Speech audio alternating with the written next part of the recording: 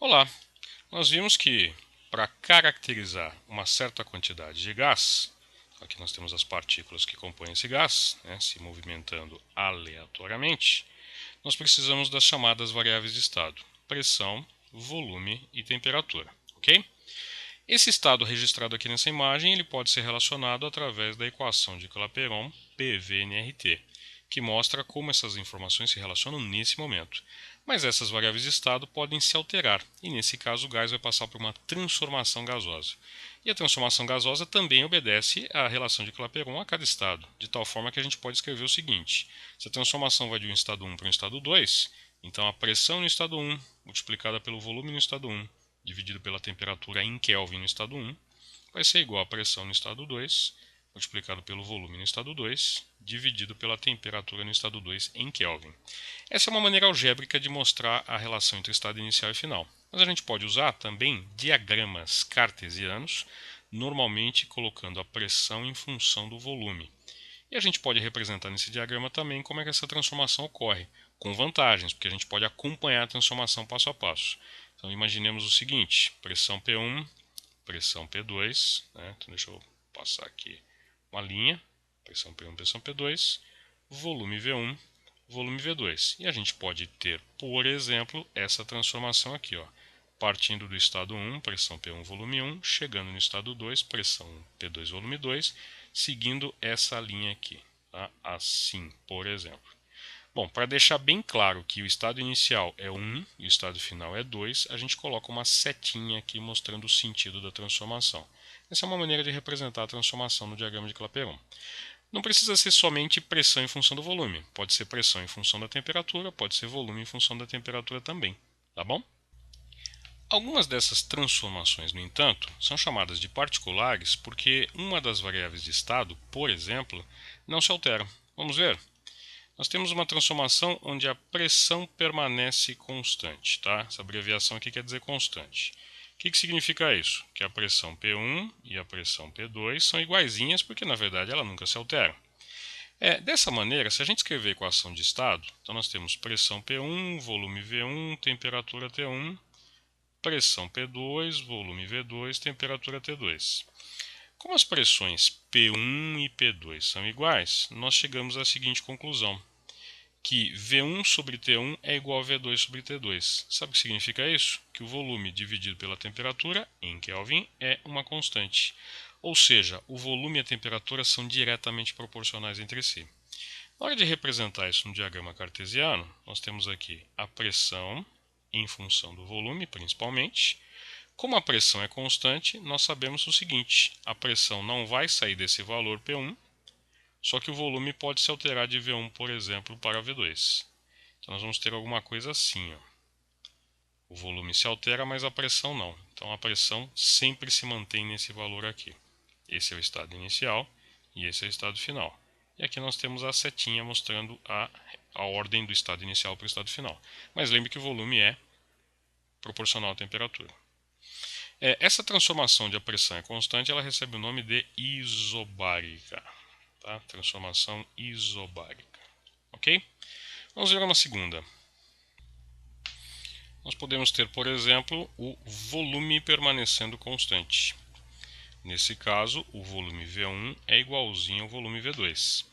Se a gente escrever a equação, P1 V1 sobre T1 é igual a P2 V2 sobre T2, só que o volume é constante. Então a gente pode anular o volume dessa relação e nós chegamos à seguinte conclusão: que P1 sobre T1 é igual a P2 sobre T2, ou seja, P sobre T é uma constante.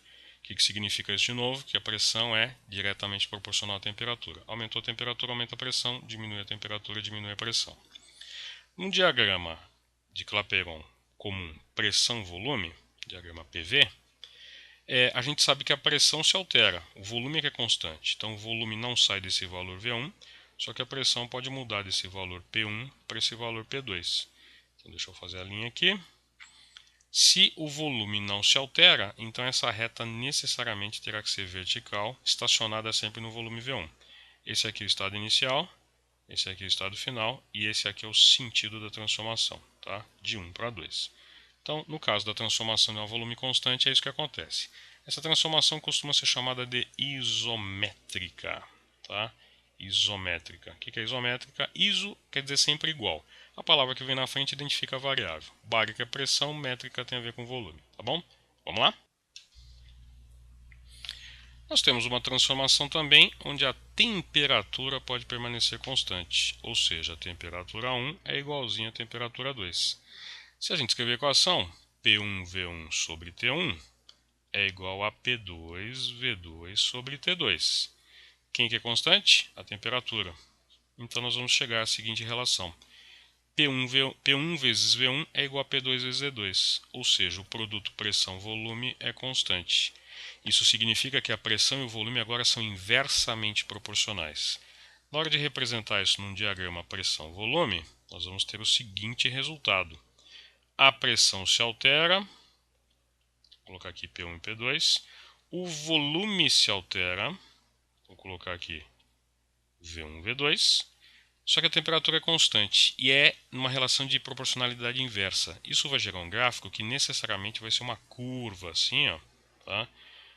Que vai sair desse estado inicial e vem para esse estado final. Esse aqui é o sentido de transformação. Essa curva aqui recebe o nome de isoterma, que é a curva de temperatura constante, mas matematicamente ela é chamada de hipérbole equilátera. E essa transformação é chamada de isotérmica, tá? Uma maneira de você testar se essa transformação é representada isotérmica é só lembrar que o produto PV tem que ser constante. Então, se você fizer P1 vezes V1, vai dar um valor. Se você fizer P2 vezes V2, tem que dar o mesmo valor para mostrar que a temperatura se manteve constante. Tá bom? Nós temos mais duas transformações importantes, que são a transformação adiabática e a transformação cíclica. Tá? Vamos falar delas duas. A transformação adiabática, a gente vai explorar isso mais adiante, é aquela que acontece dentro de um recipiente que é termicamente isolado. Portanto, não há troca de calor com o meio externo. Tá? Não entra calor no sistema e não sai calor desse sistema. Tá? Na hora de representar essa transformação num diagrama pressão-volume, ela será representada por uma curva também. Só que essa curva ela não tem a mesma acentuação, digamos assim, da isotérmica. Ela é mais acentuada que a isotérmica, tá? Então, se essa linha pontilhada aqui de fundo representa uma isotérmica, essa linha mais inclinada, digamos assim, essa curva mais inclinada, representa a transformação adiabática, tá? Nós vamos explorar isso melhor no momento adequado. E a transformação cíclica é aquela que, na verdade, é feita em diversas etapas, tá? Mais de uma, né, necessariamente, duas ou mais, de tal maneira que você parte de um estado inicial, aí você evolui para um estado, tá? Você pode ter estados intermediários ou não, mas necessariamente você volta para o estado inicial, tá?